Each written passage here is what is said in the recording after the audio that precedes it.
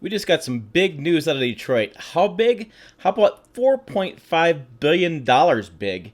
And a new three-row Jeep SUV is confirmed. I'm going to get to all these details coming up right now.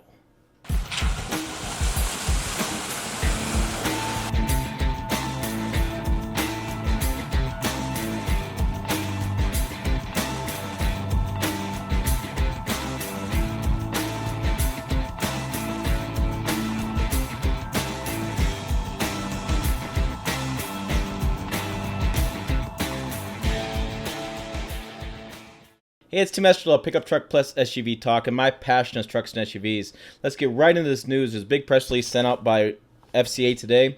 Fiat Chrysler Automobiles, if you want to call them Fiat, you want to call it Dodge Ram Pickup, what do you want to call them? Chrysler. They have a big announcement today. They're going to add $4.5 billion. That's what they're going to invest. It's going to build a new assembly plant in Detroit. It's going to add production at 5 existing Michigan facilities.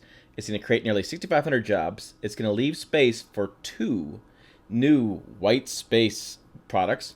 It's going to allow electrified models throughout their Jeep lineup to be built, and it's going to expand RAM production and move some stuff around. So the 2 new white space products, it doesn't say, just key market segments. We know that one is going to be a 3-row SUV. They've missed out for years in having a big 3-row SUV to compete with Tahoes and Yukons.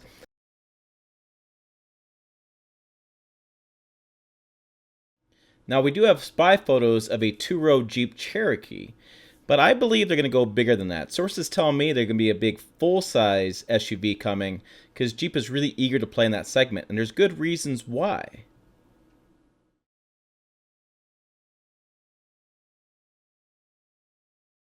There'll be another Jeep branded SUV. I'm not sure where that's going to fit because the Wrangler, you have the midsize, you have the Cherokee, but they're working on. We'll know more about that pretty soon.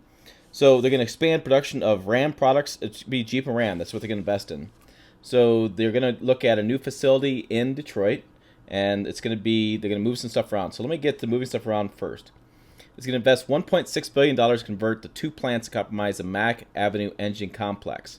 This will be a future assembly site for the next generation Jeep Grand Cherokee, as well as an all-new 3-row SUV, Jeep SUV, excuse me, I say again, and plug-in hybrid models. So you'll see a lot of news items today. They're going to be like, Jeep's going to electrify its lineup. Not battery electric. These are plug-in hybrids. And so there'll be a hybrid that you can plug in to get more charge. There'll be a gasoline engine involved. Don't get carried away on that sloppy journalism. It's going to add 3,550 new jobs, support production. They intend to start construction of a new Detroit facility by the end of Q2 2019, with the first 3-row SUV expected to roll off the line by the end of 2020, followed by the all-new Grand Cherokee in the first half of 2021. That means that we should see in April at the New York Auto Show or in November in LA a new 3-row SUV from Jeep. We should see a prototype coming. Also part of the announcement, the Jefferson North Assembly Plant will receive an investment of $900 million. That's going to retool a modernized facility. They're going to build a Dodge Durango. The Dodge Durango. The one that still sells. I still get crap about it because I don't think it's that bad of a SUV. Sells like crazy. Hasn't been updated in forever. I could see that being a new model eventually, but they're going to do next generation Jeep Grand Cherokee there as well. They expect 1,100 new jobs at Jefferson North.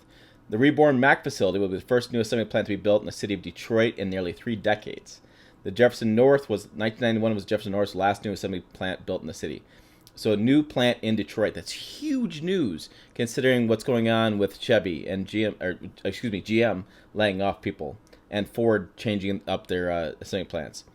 The Pentastar, the 3.6, 3.2, and 3.0 liters that currently built at Mach 1 were relocated to the Dundee engine plant as part of a $119 million investment.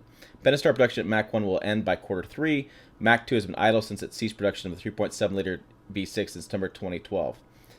The FCA also confirms the investment at Warren Truck. Warren Truck is where they build a lot of their Ram pickups. They're going to retool production for the all-new Jeep Wagoneer and Grand Wagoneer announced 2017, along with electrified counterparts, which increased to $1.5 billion. Production is expected to launch in early 2021. So you're going to see a new Jeep Wrangler and Grand Wagoneer production starting in 2021. In addition to new Jeep models, the plant will continue building the Ram 1500 Classic, which is being extended to meet market demands. They're going to keep that truck out there. It's expected to add 1,400 new jobs will be added as a result of the investment. Production of the all-new Ram Heavy Duty will continue at its current location in Salito, Mexico. So they're not going to move heavy duty around. They're going to build the Jeep Wagoneer and Grand Wagoneer in Warren, expand production to build more Ram Classic, and keep that heavy duty in Mexico. To support the additional production, the company's Warren Stamping, Warren, Michigan, and Sterling Stamping plants will receive additional investments of $245 million and $160 million, respectively. The Sterling plant expected to add more than 80 new jobs. This investment company's capital spending plan presented in June 2018. So I'm going to get to this next part because it's pretty important too. This is a realignment of FCA's manufacturing, U.S. manufacturing. Over the past 2 years, FCA has realigned production at 4 plants in Illinois, Ohio, and Michigan to increase capacity of Jeep Cherokee, Jeep Wrangler, Ram 1500, and created additional manufacturing capacity for the Jeep Gladiator in Ohio. The investment is $350 million in Belvedere Assembly to produce Jeep Cherokee. That moved from Toledo. They added more than 300 jobs, so it's kind of a recap. $700 million Toledo Assembly to retool the North plant to produce the next generation Jeep Wrangler. 700 new jobs ready to support demo production. $1.48 million in Sterling Heights Assembly plant to build next generation Ram 1500. So they do Warren and Sterling. Production of the truck began March 2018, and the $273 million in South Plant of Toledo Assembly Complex prepared facility to produce the all-new Jeep Gladiator. So in total, FCA has invested nearly $14.5 billion in its U.S. manufacturing, creating nearly 30,000 new jobs since June 2009. So let me get back to the news real fast. So they announced today another $4.5 billion investment, but we know there's several new models coming. We know there's 2 new Jeep branded SUVs. One's going to be 3-row. We're not sure what the second one is. Electrification of new Jeep models. There'll be plug-in hybrids. It's not going to be EV. It's not going to be battery electric Jeeps. It'll be plug-in hybrid. There's going to be the expansion of Warren to build Jeep products there as well. And so they're going to keep and expand production of the Jeep Classic. So they're going to try to build more trucks. So Ram and Jeep are both the big brands for FCA right now, and they're investing heavily in those brands. So they're selling a lot of product. They're very exciting brands, and they're going to keep expanding the product lineup there.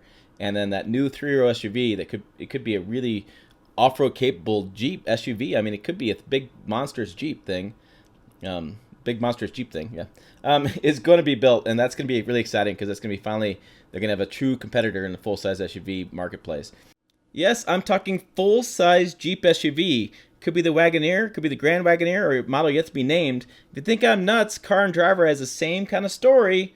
Came off the Marchioni's 5-year plan.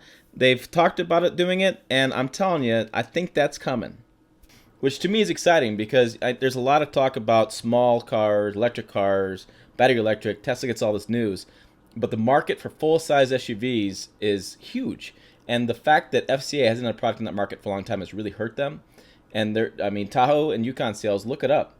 And Suburban sales as well. And those sales are growing. Gas prices are down. People still want to haul families around. That segment can keep growing. And imagine you do a high-dollar luxury one. I mean, the money, the profit in those. People talk about full-size truck profit all the time. But think about the Toyota Tundra TRD, or Toyota Sequoia Platinum, the Ford Expedition Platinum, Platinum Reserve, I think is what they call that. Or no, they don't, or Limited, whatever their terminology. Anyways, the high luxury level 3-row SUVs have the same profit margin that a full-size pickup does in the fully loaded model. So why companies don't build those when the market's demanding that is beyond me. And if you're going to build a really cool 3-row SUV, sign me up. My wife would love it. We drive them all over the country out here. People love those things. And that's, to me, where the market is at and where the market is going. Is going to stay with the big full-size SUVs. They're pretty easy to meet cafe once you tweak the engines and get more fuel economy out of them. If you do a plug-in hybrid 3-row SUV, you're going to meet cafe greenhouse standards. I don't really care what people tell me about that. I think you're still going to meet those standards. You're going to meet customer demand, and it's going to be a big boon for your bottom line profit-wise. There you go. Big news. I'll go ahead and post this whole press release up on pickuptrucktalk.com. Make sure you follow us on interest. I'm telling you this differently today. Make sure you follow us on Twitter, Instagram, and Facebook. Type in Pickup Truck Talk. You will find us. We're there. Thanks for watching. Hit subscribe if you want to know more about this breaking news kind of stuff. Bell notification. Leave hate mail below. Again, thanks for watching. I'll see you down the road.